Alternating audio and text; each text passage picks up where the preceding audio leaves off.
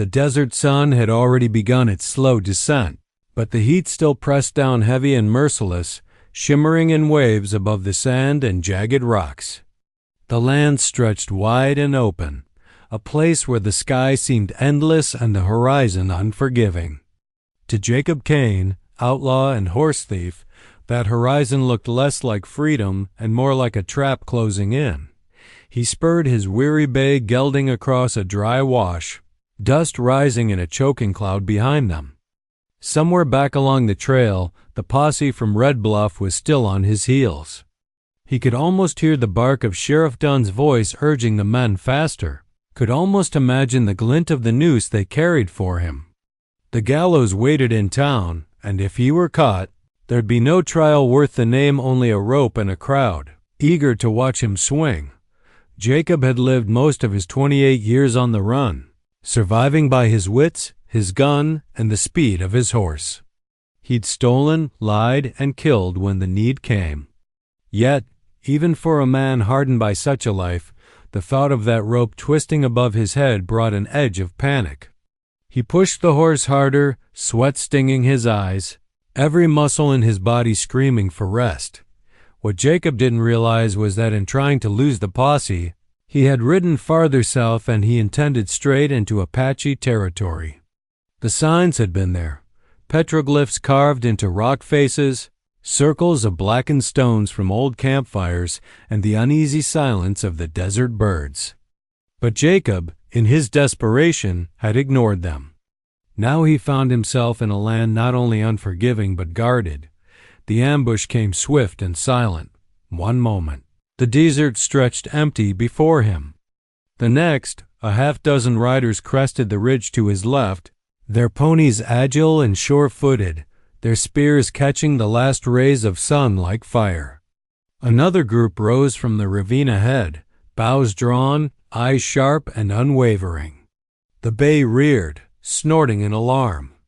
Jacob's hand flew to his Colt, but instinct told him he wouldn't clear the leather before a dozen arrows cut him down. "Easy, boy," he whispered to the horse, though his own pulse thundered. He let the revolver hang at his side, fingers twitching but motionless. The Apache riders closed in. Their leader, a tall man with hair bound in a single black braid and a necklace of bone hanging against his chest, guided his paint horse with effortless control. His face was calm but unreadable, eyes fixed on Jacob as if measuring the outlaw's soul from a distant dot in another life. Jacob might have tried to fight his way out, gambling on the quick draw that had saved him before. But here, surrounded by warriors who had already decided his fate, he knew better. For the first time in years, Jacob Kane raised his hands in surrender. They stripped him of his weapons, pulling the Colt from its holster and the rifle from its scabbard. His pockets were emptied cartridges, a silver dollar, a tattered playing card stained with whiskey. He was forced from his saddle, his wrists bound with rawhide that bit into the skin. The gelding whinnied as if protesting the rough treatment of its master, but was soon led away by one of the younger riders. The leader dismounted and stepped closer. He studied Jacob with a gaze so steady it made the outlaw shift uneasily. The man said nothing at first, letting the silence stretch, broken only by the creak of leather and the distant cry of a hawk. Finally, in measured English touched with the cadence of his people, he spoke. "You ride where you should not." Jacob's mouth was dry. He wanted to spit out something sharp, some cocky remark to cover the fear twisting in his gut, but the words stuck. "Just passing through," he muttered instead. The leader's eyes narrowed, though his face remained still. "Passing through brings trouble. Trouble brings blood." The words chilled Jacob more than the sheriff's threats ever had. He was no stranger to men promising him death, but this was different. This man didn't threaten in anger. He spoke with certainty, as though the desert itself would see the sentence carried out as the warriors surrounded him. Jacob realized he had escaped the gallows in Red Bluff only to ride straight into another kind of judgment. The posse's noose had been fashioned from coarse hemp rope, but the Apache had their own ways of dealing with trespassers. Looking around at the spears, the bows, and the cold discipline in their eyes, Jacob felt the weight of inevitability pressing down. For the first time since dawn, he stopped running. His fate was no longer his to decide. Night came swiftly in the desert. One moment, the sky still burned with streaks of crimson and gold. The next, it turned deep indigo, pierced by 1,000 hard, cold stars. Jacob Kane sat with his wrists bound, the rawhide cutting deeper each time he shifted. His captors had brought him to a camp tucked into the shelter of a stone bluff. A fire crackled in the center, casting restless shadows that danced over the warriors' painted faces. The Apache camp was quiet, but not with the silence of peace. It was the silence of watchfulness, of men who spoke little, listened much, and let the fire carry their thoughts. Jacob sat apart, near enough to feel the heat but isolated, a prisoner under the eyes of 2 guards who never wavered. His mouth was dry, his throat raw from thirst, but he knew better than to beg. He tried to think of the sheriff back in Red Bluff, of the posse that had chased him here. For all he knew, they had given up the pursuit, satisfied that the desert or the Apache would finish the job. Either way, Jacob was alone.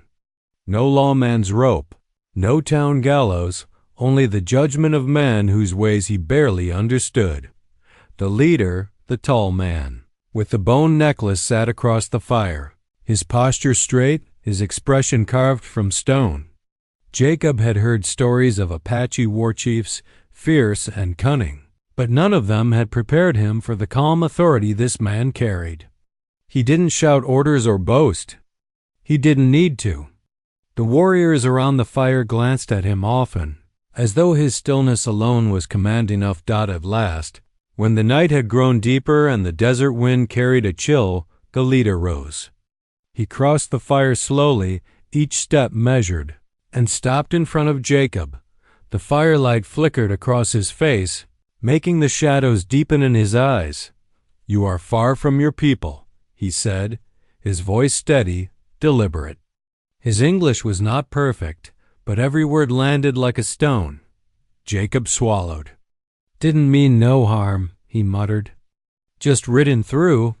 The leader tilted his head slightly. "Riding through our hunting ground, our river, our graves."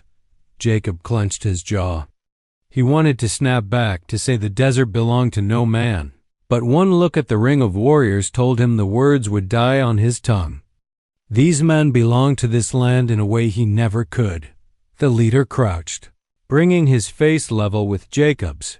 For the first time, his eyes flickered not with anger, but with something sharper. A test, a measuring. "Your people," he said slowly, "would hang you. Is it not so?" Jacob stiffened. How much did this man know? "Maybe," he admitted, his voice rough. "Sheriff's got a rope waiting back in Red Bluff." The leader's lips pressed into a thin line, neither smile nor sneer. He seemed to weigh Jacob's words, his gaze heavy as iron. Then, in a tone both warning and promise, he spoke. "I'll spare you from the gallows if you give me your word." The fire popped, sending sparks into the night. For a heartbeat, Jacob thought he had misheard. "My word?" he repeated, incredulous. The leader nodded once. "Your word, that you will not bring harm to my people, that you will carry truth to your town. Peace, not blood."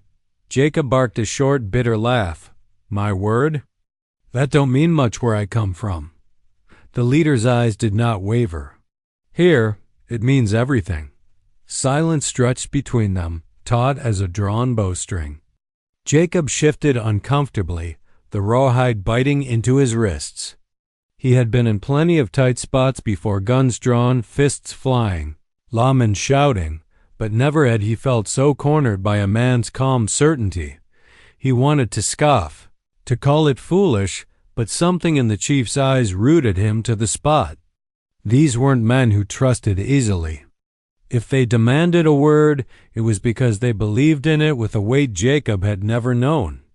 Still, A bitter thought gnawed at him. What good was a promise to men who might kill him anyway? The leader seemed to sense the turmoil in him. He stood, tall and unwavering, and said, "Break your word, and you will wish for the gallows." The warriors murmured low, a ripple of agreement. Jacob felt the truth of it settle in his bones. These men did not threaten idly. They spoke as if the desert itself would punish him if he lied as the chief stepped back. Leaving Jacob in the circle of firelight, the outlaw felt the full weight of the bargain laid before him. His life hung not by rope or bullet, but by the strength or weakness of his own word, and for the first time in years, Jacob Kane wondered if he had any honor left to give. The fire burned low, its flames shrinking into glowing embers when the Apache leader Chief Nanton spoke again. The circle of warriors leaned closer, their shadows stretching long across the desert floor. Jacob Kane sat with his wrists bound, his back stiff, 100 questions gnawing at his insides. He had heard many things in his time on the frontier, but never had he thought that his life might be bartered not for gold, or horses, or bullets, but for his word. Nanton's voice carried the same weight as before, each word struck with care. A man without honor is already dead, but a man who keeps his word lives in the hearts of others long after his bones are dust. Jacob shifted uncomfortably. "You talk like honor feeds a man," he said, his tone low, wary. "But I've been hungry before, and honor don't fill a belly." A flicker passed through Nanton's eyes, not anger, but something colder, like disappointment. He stepped closer, his shadow falling across Jacob. "You speak like one who has traded honor for bread too many times. That is why your people cast you out. That is why the rope waits for you." The words stung because they carried truth. Jacob wanted to argue, to spit in the man's face, to say he never cared about the sheriff or his gallows. But deep inside, where pride couldn't shield him, Jacob knew he had been running all his life not just from the law, but from himself. "What exactly is it you want?" he asked finally, his voice rough. The chief straightened, his tone firm and deliberate. "Your word. You will not steal from my people. You will not raise a weapon against us. Instead, you will carry a message to the settlement." Jacob blinked. "A message?" "Yes." Nanton's eyes glimmered in the firelight. "You will tell them the Apache seek peace, that we do not want their war, only their respect. You will speak truth. If you give your word and keep it, you live. If you break it," he let the silence stretch, heavy and sharp, before finishing, "then the desert will take you." A murmur rippled through the warriors. Some nodded in agreement, others scowled, clearly doubtful that a white outlaw could keep such a promise. One, younger and brash, muttered something under his breath, his eyes burning holes into Jacob's skull. Nanton silenced him with nothing more than a glance. Jacob sat still, the firelight flickering across his worn features. It seemed absurd him, a thief and liar, tasked with delivering peace. He remembered every deal he had broken, every time his word had been just another tool to get him what he wanted. His word had never meant a damn thing before. He gave a short, humorless laugh. "You don't know me, Chief. My word ain't worth much." Nanton crouched again, his gaze steady as stone. "Then perhaps tonight it will begin to mean something. Every man must start somewhere." Jacob searched his face, looking for weakness, for a crack in that certainty. There was none. The man believed every syllable he spoke, and that belief did something Jacob hadn't expected. It unsettled him. For the first time in years, someone was asking him to be better. Not with a rope, not with bullets, but with trust. Still, the outlaw in him hesitated. He thought of escape, of cutting his bonds, stealing a horse, vanishing into the desert. He thought of slipping back to his old life, where no man's word was worth more than a coin tossed on a bar counter. But then he thought of the noose, of the sheriff's smug face, of the crowd eager for blood. Maybe the Apache's way wasn't freedom. But it wasn't the gallows either. Finally, he spoke, his voice low but clear. "If I give you my word and you let me go, then I ride free?" Nanton's expression did not change. "You will ride with your life, but your word will ride with you. Break it, and you will not be free. You will be hunted by us by the land itself." The fire crackled, sparks leaping upward into the dark sky. Jacob lowered his head, the weight of the bargain settling over him like a chain. A thief's life had always been measured in bullets and rope, but now for the first time, it seemed to hang on something far heavier, his word, and Jacob Kane wasn't sure if he was strong enough to carry it. Sleep was a stranger that night. Jacob Kane lay near the dying embers of the fire, his hands still bound, his body aching from the long ride and rough handling. The warriors had left him under guard, but they needn't have bothered. The weight pressing on his chest was heavier than rawhide. The bargain replayed in his mind again and again. "I'll spare you from the gallows if you give me your word." He had given plenty of words in his time, most of them false. Words to saloon keepers promising payment tomorrow. Words to women swearing he'd come back. Words to outlaws vowing loyalty before turning tail when bullets started to fly. His word had always been cheap, a coin spent and forgotten. But with Nanton, it wasn't cheap. It wasn't negotiable. The Apache chief had looked at him like a man measuring the weight of his soul, as though he could see through every lie Jacob had ever told. And that frightened Jacob more than any sheriff's noose. He turned onto his side, staring out at the stars. The desert sky stretched forever, clean and merciless. The posse from Red Bluff might be gone, or maybe they still searched for him, but either way, he'd traded one death for another. Gallows or Apache justice, what kind of choice was that? Yet beneath the bitterness was something else. A flicker. The idea that maybe, just maybe, his word could matter, if only because these people believed it could. Jacob thought back to his father, a rail worker who drank more whiskey than he ever earned. The old man had always barked that a man's only as good as his word. Jacob had laughed at that once, standing over the man's grave with a bottle of cheap bourbon in hand. What had a word ever done for him? It hadn't kept food on the table. It hadn't kept his father alive. It sure as hell hadn't kept Jacob out of trouble. But now, under the gaze of men who measured life and death by promises, those words from the past came back. Like an echo he couldn't silence. The younger guard shifted nearby, his eyes never leaving Jacob. He was maybe 20, lean and sharp like a blade fresh from the forge. Jacob could almost hear his thoughts. Why waste breath on this outlaw? Let him hang where he belongs. The boy's scorn burned hotter than the fire. Jacob spat into the dirt and muttered under his breath, "Maybe he's right." The older guard turned at the sound. His face was lined, his eyes calm but unreadable. He said nothing, but Jacob felt the weight of his gaze, like a man watching to see which way the wind would bend a tree. The outlaw closed his eyes again, but rest still would not come. His mind walked circles. What if he agreed to Nanton's terms? Ride back to Red Bluff, speak peace to the settlers? Would they even listen? Sheriff Dunn would laugh in his face. The townsfolk would see him as nothing more than a criminal trying to worm his way out of the noose. And the posse would still be eager to put a bullet in his back. And yet, if he refused, there was no choice at all.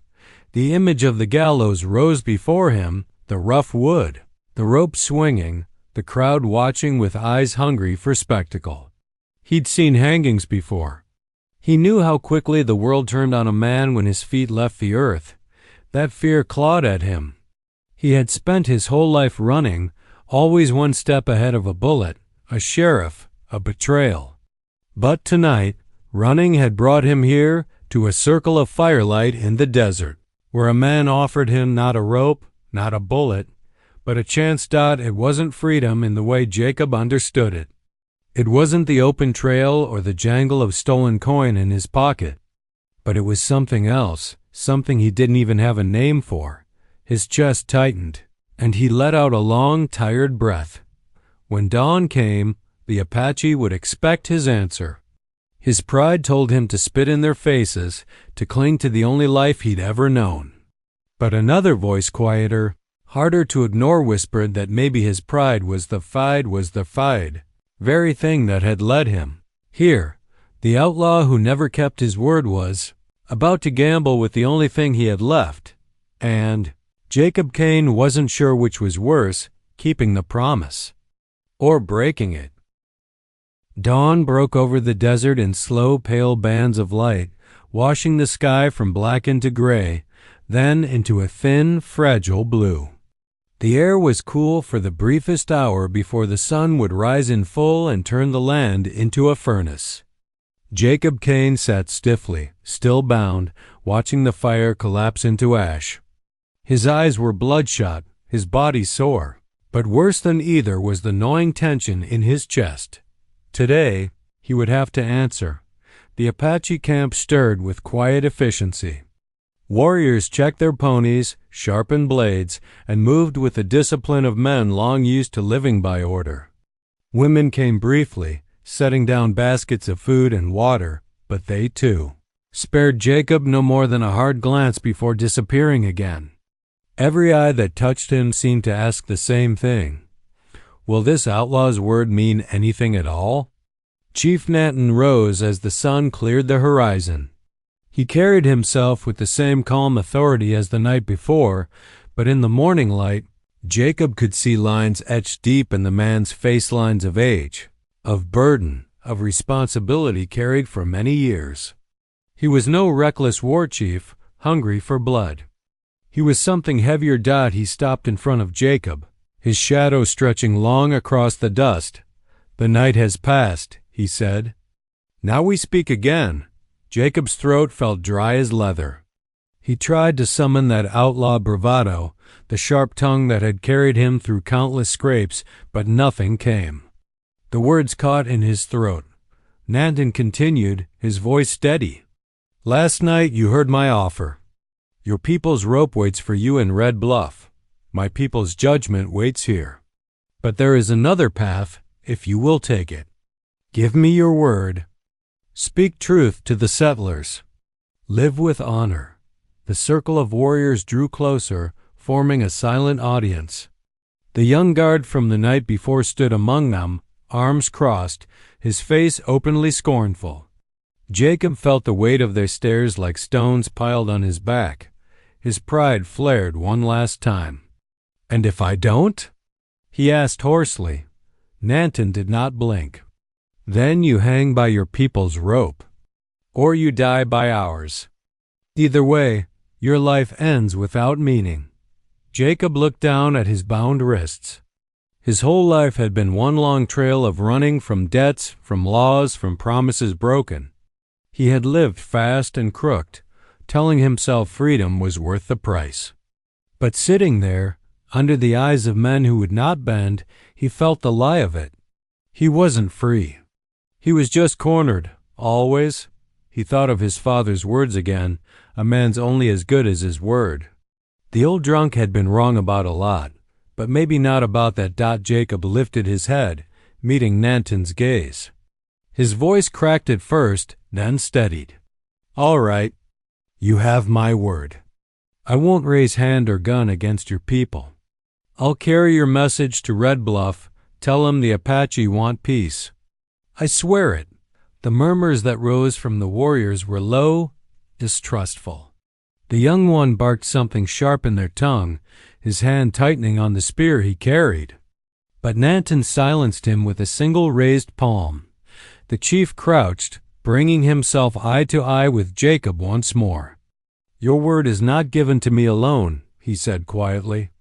"It is given to the fire, to the earth, to the wind. They remember. If you break it, they will not forgive." He reached forward, and with a swift slice of his knife, cut the rawhide binding Jacob's wrists. The outlaw rubbed at the angry welts, stunned by the sudden freedom. You ride at sunrise, Nanton said. With your life. Keep your word and it will be worth more than gold. Break it and it will be worth less than dust. For a moment, Jacob sat frozen. He had expected more ceremony, perhaps a trial, or at least the chance to plead further. But no, the Apache didn't bargain with endless words. His oath was given, and that was enough. The chief rose and stepped back, his expression unreadable. The warriors still watched with doubt in their eyes, but none moved to stop Jacob as he flexed his stiff hands. The desert stretched wide before him. He was free, at least for now, but as the sun climbed higher, Jacob felt the weight of that freedom. He had given his word, and for the first time in his life, it felt like a shackle heavier than any rope. Jacob Kane rode alone beneath the hammering sun, his body free but his spirit uneasy. Nanton had given him back his horse, though stripped of his rifle and Colt. The gelding was all he owned now. The Apache had let him ride without escort. No guards, no threats shouted after him. Only the chief's words followed, echoing in his skull. Your word rides with you. Each mile between him and their camp should have lightened his burden, but instead it pressed harder. For the first time in years, he wasn't running with stolen gold or chasing the promise of easy sin. He was riding with something invisible and yet heavier than lead and oath. The desert stretched empty for 2 days. The heat by day scorched his skin, and the cold by night gnawed into his bones. Jacob found water at a shallow creek, ate what little jerky he had left, and rode until his horse staggered. With every weary step, doubt clawed at him. Would Red Bluff even listen? Would they laugh in his face? He could picture Sheriff Dunn's narrow eyes, the way the man always chewed on a toothpick as if it were a part of his jaw. Dunn had been waiting months for an excuse to hang him. The townsfolk weren't much different. To them, Jacob Kane was nothing more than a thief, a brawler, a drunk who'd caused more trouble than he was worth. And yet, he was supposed to ride in and say, "The Apache want peace."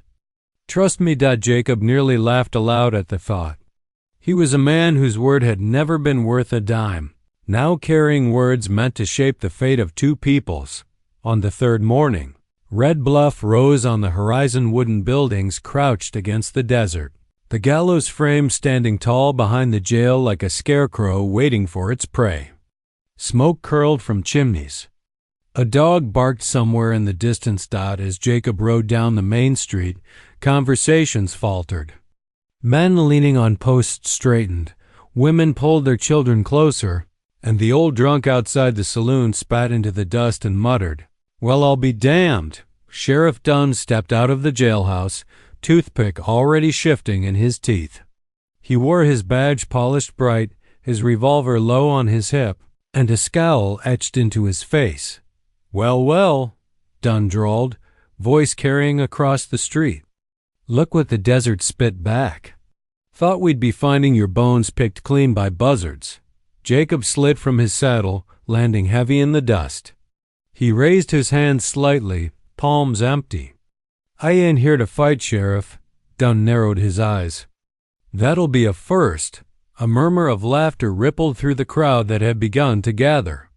Jacob swallowed his pride, feeling their judgment press against him like a wall. He'd stood in front of mobs before, but this time there was no gang at his back, no pistol to draw. Only his word. "I got something you need to hear," Jacob said, his voice rough but steady. From the Apache, that earned a few curses, a few gasps. Dunn's scowl deepened. "From the Apache? What the hell business you got with them?" Jacob took a breath. The memory of Nanton's gaze, steady, unyielding, gave him the strength to go on. "They could have killed me. Lord knows they had reason. But they didn't. Their chief spared me on one condition. That I carry his words here." He paused, eyes sweeping over the crowd. Farmers, ranchers, saloon keepers, all watching him with suspicion. "They don't want war," Jacob said, louder now. "They don't want blood. They want peace, respect. That's what he told me. That's what I swore to carry back. For a long moment, silence hung over the street. Then laughter broke it. Harsh, disbelieving. A rancher spat in the dust. You expect us to believe you? A horse thief? A liar? Jacob's face burned. He wanted to snap back, to curse them all, but the fire in his gut gave way to something steadier. He forced his voice level. You don't have to believe me. But if you spit on this chance, if you push them, they'll fight. And when they fight, they'll win more than they lose. Dunn chewed his toothpick, his eyes never leaving Jacob. The sheriff's silence was worse than his scorn. The crowd waited for him to decide what came next. Finally, Dunn spoke, his tone flat. You're still wanted, Kane. Word or no word, you owe this town for what you done. You'll tell your story from a cell, while I think on whether to hang you. The crowd stirred, some nodding, some muttering, as two deputies stepped forward. Jacob felt the noose tightening again, not around his neck this time, but around his chance to keep his word dot as they gripped his arms. Leading him toward the jail, Jacob lifted his chin. Nathan's warning echoed in him. Break your word, and you will wish for the gallows. Jacob Kane had given his oath. And somehow, some way, he would have to keep it even if it killed him. The cell in Red Bluff's jail was small, dark, and smelled of rust and old sweat. Jacob Kane sat on the narrow cot, staring through iron bars at the sheriff's desk. Sheriff Dunn leaned back in his chair, boots propped up, chewing slow on that damn toothpick. He hadn't asked questions, hadn't pushed Jacob to repeat the Apache's message. He just let the outlaws stew outside. The town stirred louder than usual. Men gathered in clusters, voices sharp with anger, women whispering with worry. Jacob caught fragments drifting in through the open window. Apache. Stole 3 calves last week. They killed Johnson's boy last spring. Peace? Ain't no peace with savages. Jacob shut his eyes. He knew what was coming. The settlers didn't want peace. They wanted blood. All Nathan had asked of him was to carry words of truce, but to this town, his oath was worth less than dust dot by evening. The crowd grew bolder. Dunn's deputies had to shove back men shouting for rifles. One slammed a hand against the bars of Jacob's cell. You tell that Apache chief we ain't afraid. We'll burn him out, every last one. Jacob's gut twisted. He wanted to tell them they didn't understand, that the Apache weren't a handful of scattered riders but a people bound together by pride, patience, and a knowledge of the land no settler could match. But his throat tightened. He wasn't sure if they'd listen, if anyone ever would. Night fell, and with it came decision. A rancher burst through the jailhouse door, face red from drink. Sheriff, we're riding at dawn. Settlers from the valley already saddled. If the Apache want war, we'll give 'em more'n they can chew. Jacob rose to his feet. You ride out there with guns, you'll bring death on yourselves, he snapped, gripping the bars. They don't want war, but they'll fight if you force them. The rancher sneered. Spare me, Kane. You're nothing but a horse thief trying to save your own skin. He spat through the bars and stormed out. Sheriff. Dunn hadn't moved from his chair. His eyes, though, flickered. He knew Jacob wasn't wrong, but the sheriff was a man who measured justice by the gallows, not by promises. Jacob's pulse hammered. He remembered Nathan's warning, break your word, and you will wish for the gallows. If the settlers rode against the Apache, his oath would break with them, whether he wanted it or not. That night, Jacob sat awake, gnawing at the decision like a coyote trapped in its own snare. He could do nothing, let the settlers march to their deaths, and keep his own hide intact. Or he could act risking his neck to stop a war that wasn't even his. For the first time in years, Jacob didn't ask what would keep him alive. He asked what would keep his word. When dawn's pale light crept through the bars, the sound of hooves thundered outside. Jacob gripped the iron until his knuckles went white. Riders lined the street, rifles across their saddles, faces grim with determination. Sheriff Dunn finally stood, adjusting his hat. "Looks like the town's made up its mind," he muttered. "Done." Jacob barked, desperation breaking through his pride.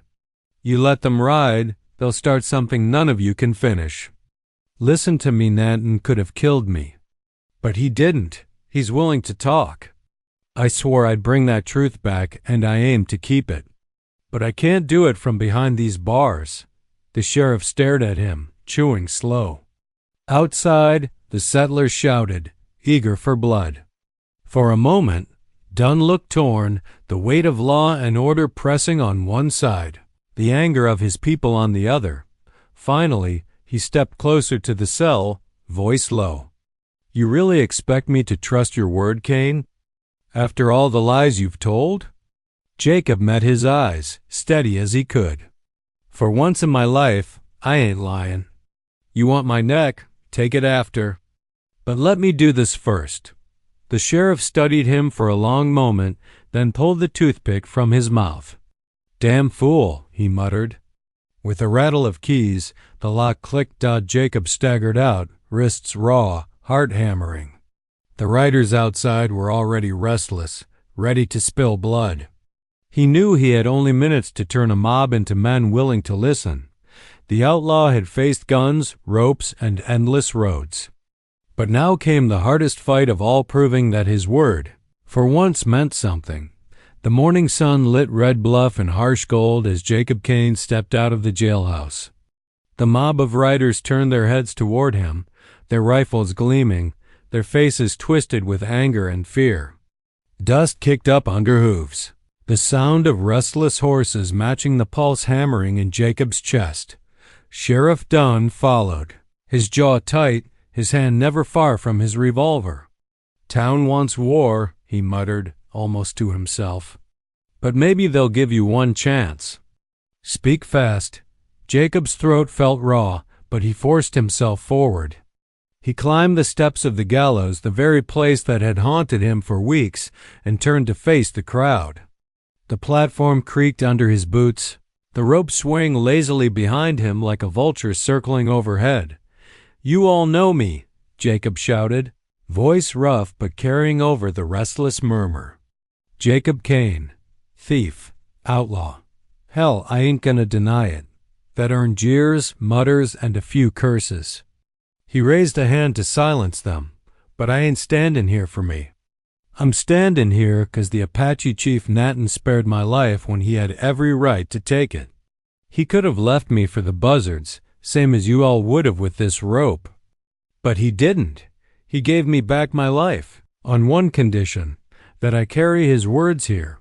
The riders shifted uneasily, but no one lowered their rifles. "He don't want your cattle. He don't want your land. He wants peace, respect. That's it." Jacob's voice hardened, steady now. "You ride out there with guns, you'll bring war down on every family in this town.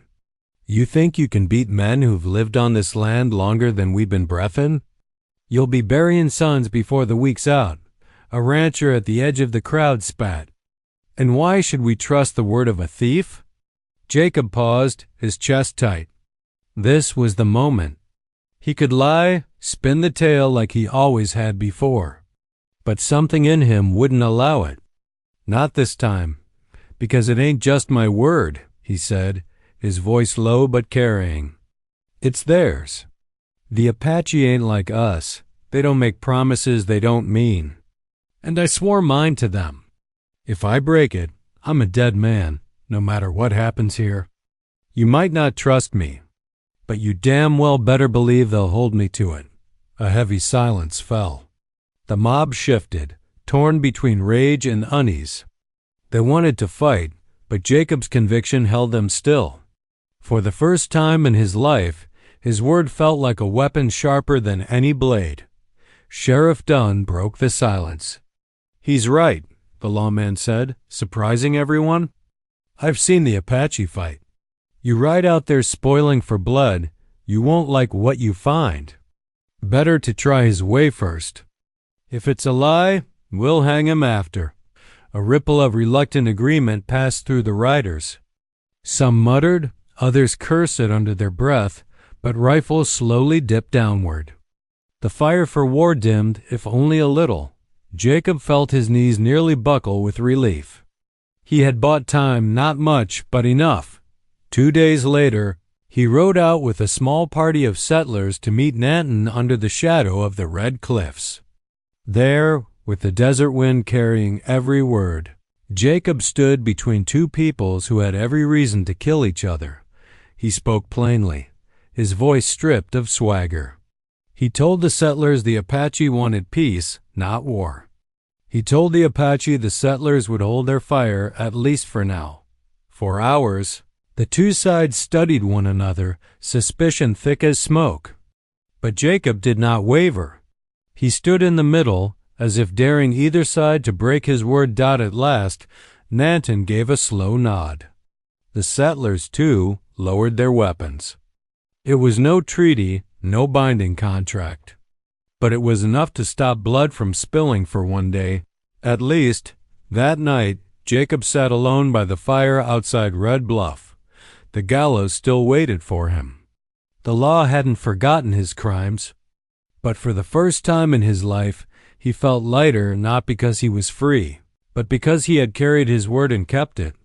The outlaw who had lived without honor had discovered something more powerful than bullets or rope. Jacob Kane had given his word. And, against all odds, it had meant something.